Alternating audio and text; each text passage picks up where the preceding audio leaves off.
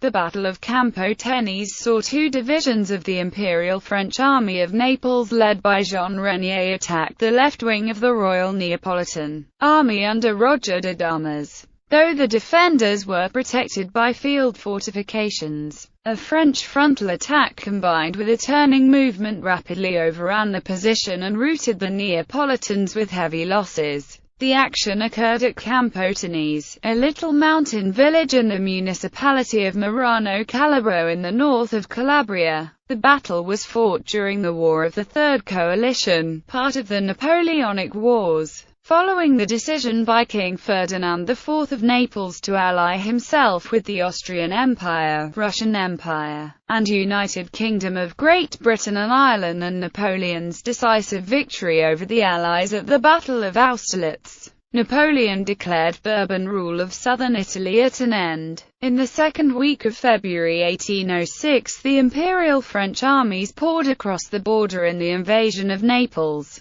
The Neapolitan army, divided into two wings, retreated before the superior forces of their opponents. At Campo Tenese, Damas attempted to make a stand with the left wing in order to give the right wing time to join him. After the defeat, the Neapolitan army melted away from desertion and only a few thousand soldiers remained to be evacuated to Sicily by the British Royal Navy. However, the conflict was far from over. The siege of Gaeta, the British victory at Maida, and a bitter insurrection in Calabria proved to be obstacles to French success. Background: in early 1805, French Emperor Napoleon prepared to defend his possessions in Italy against the Austrian Empire. To this end, he deployed 68,000 troops under Marshal André Masséna in the north. 18,000 soldiers led by General of Division Laurent Wouvier in St. Cyr in central Italy, and 8,000 men from the satellite Kingdom of Italy. For its part, the Austrian army in Italy under Archduke Charles, Duke of Teschen, numbered 90,000 men. King Ferdinand IV's Neapolitan army counted only 22,000 soldiers. Afraid that St. Cyr's corps might overrun his lands, the king concluded a treaty with Napoleon to remain neutral during the War of the Third Coalition. As soon as St. Cyr's army marched north, Ferdinand and Queen Maria Carolina violated the agreement and invited the British and Russians to land expeditionary forces in their kingdom. Napoleon had been double-crossed. Lieutenant General James Henry Craig's 6,000 British and General Maurice Lacy of Grodno's 7,350 Russians landed at Naples on 20 November 1805. However, Napoleon's decisive victory at the Battle of Austerlitz on 2 December 1805 resulted in the demise of the Third Coalition. As a result, both expeditionary forces were ordered by their governments to withdraw, and they were gone by mid-January. This left Ferdinand alone to face the fury of Napoleon, who had determined to conquer the Kingdom of Naples and hand the crown to his brother Joseph Bonaparte. St. Cyr's corps was renamed the Army of Naples in January 1806 and placed under the command of Masséna, though Joseph was the nominal leader. Annoyed at being demoted, St. Cyr clashed with Masséna and was recalled early in the campaign. The army was divided into three wings. General of Division Jean Renier commanded 7,500 soldiers of the right wing assembled at Rome. Masséna led the 17,500 troops of the centre, also concentrated at Rome. The 5,000 men of the left wing under General of Division Giuseppe Lecce massed at Ancona on the Adriatic Sea. General of Division Guillaume Philibert du Hesme was marching from Austria with an additional 7,500-man division, and 3,500 more troops from northern Italy were destined for the campaign. In total, Masséna's army numbered more than 41,000 men. While the Imperial French Army's combat effectiveness was high, it suffered from maladministration. Its troops were poorly paid, clothed, and fed, leading the soldiers to rob the local people as a matter of course. This habit would have evil consequences. French columns lunged across the border on 8 February 1806, finding no resistance and causing panic at the Neapolitan royal court. Queen Carolina abandoned Naples on the 11th of February and fled to Sicily. Ferdinand had already left on the 23rd of January. Lecce's division occupied Foggia on the Adriatic after only 1 week. The Italian general later crossed the Apennine Mountains and reached Naples. Massena's column quickly arrived before Gaeta, about 40 miles north of Naples, where its commander Prince Louis of Hesse-Philippsthal refused a demand to surrender. The imposing fortress dominated the coast road, so the French marshal left one division to blockade the place and advanced to Naples with a 2nd Infantry Division. On the 14th of February, Massena occupied Naples and Joseph made a triumphant entrance to the city the following day, reinforced by General of Division Jean-Antoine Verdier's division from Massena's main body. Regnier's column reached Naples at the end of February after marching on secondary roads.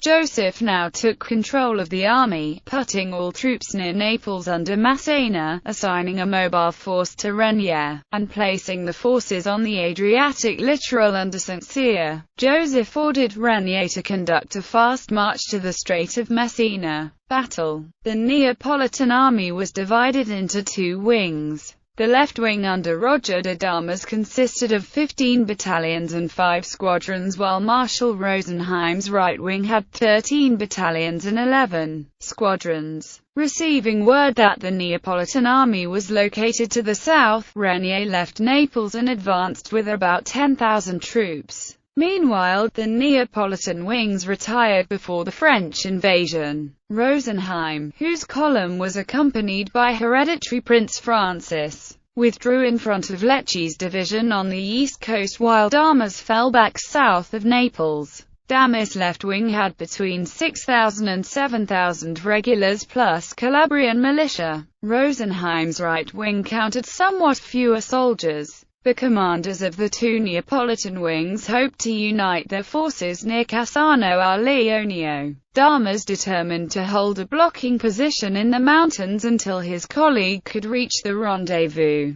On the 6th of March at Lagonegro, Renier's light infantry advance guard located Damas' militia rear guard under an officer named Charpart. The French scattered their opponents with a loss of 300 casualties and 4 artillery pieces. Renier's scouts detected Damas' position on the 8th of March and the French general prepared to attack the following day. In March 1806, Renier's force consisted of his own division plus a 2nd division under Verdier. Renier's all-French division included the 1st Light and 42nd Line Infantry regiments in the 1st Brigade and the 6th Line and 23rd Light Infantry regiments in the 2nd Brigade. All regiments had 3 battalions. Verdier's division was made up of the 3-battalion 1st Polish Legion and the 1st Battalion of the 4th Swiss Regiment in the 1st Brigade and the 3-battalion French 10th Line Infantry Regiment in the 2nd Brigade.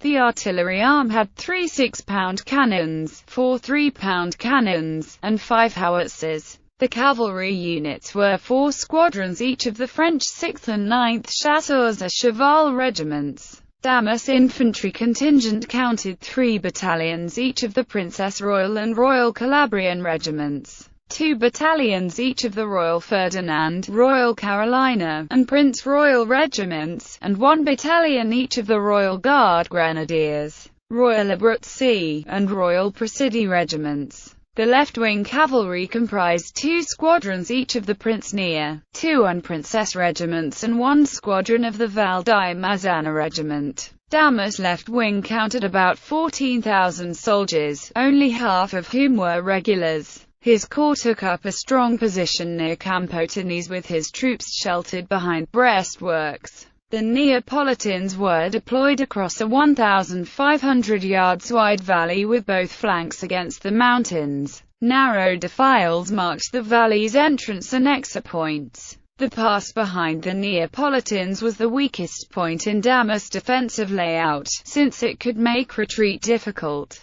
The Neapolitan general put 9 battalions in the first line defending 3 artillery redoubts. He bolstered the first line with cavalry support and arranged the balance of his troops in a second line. He did not guard the mountains on either flank. Regnier's troops broke camp on the morning of the 9th of March. A wind at their backs blew snow in the eyes of their adversaries. The French general put one brigade in his front line, ordered his light infantry to turn the Neapolitan right flank, and placed Verdier in charge of the reserve. By 3 p.m. everything was ready. In single file, Regnier's light infantry picked their way along the cliffs on Damas' right flank and ultimately emerged to the right and rear of their opponents. Deploying into a cloud of skirmishers, they attacked, causing disorder in the Neapolitan lines. At the same time, General of Brigade Louis Furzy Henry Quimper led a frontal assault on the first line. After exchanging a few volleys with their enemies, Quimper's men charged forward and captured one of the redoubts.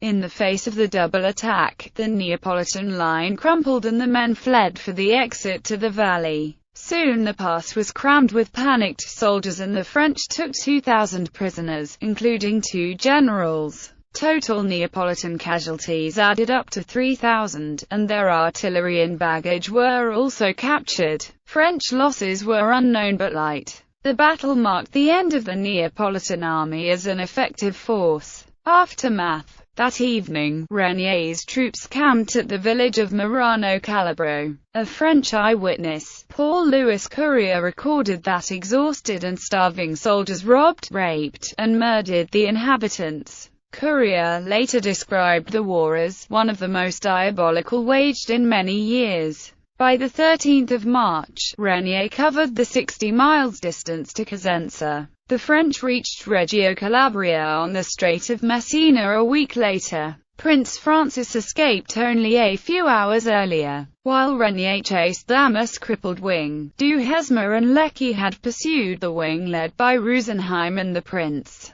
The militia simply went to their homes while most of the regulars deserted the colours. Before leaving for Sicily, Francis encouraged the militia to form flying columns to fight the French. In 1806, much of Calabria was a rough place. The 1783 Calabrian earthquakes had killed 100,000 persons. Much of Reggio was still in ruins as late as 1813 and many churches were not being rebuilt by 1806. The Calabrians were a hardy breed with an independent streak. They sometimes indulged in vendettas against neighboring families and villages. Plundering imperial troops and grasping French civil authorities quickly set off a rebellion by the proud Calabrians. On the other hand, the residents of the major towns despised the Neapolitan royal government and often favored the French.